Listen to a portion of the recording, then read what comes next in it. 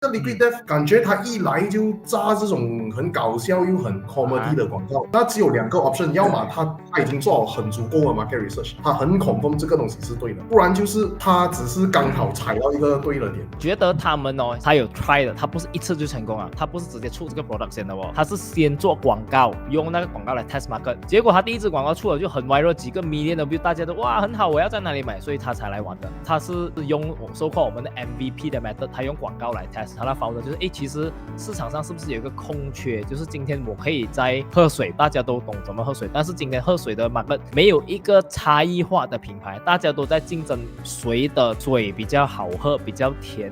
都是在讲那个水源，整个 market 的那些我们讲 brand 的 personality 都是很 plain 很普通，所以今天喝水也可以变得很好玩，这样刚好我觉得他 test 了，他很好笑，然后他又看到市场也很 buy 这个 concept， 这样他才开始做，他有 test 了啦，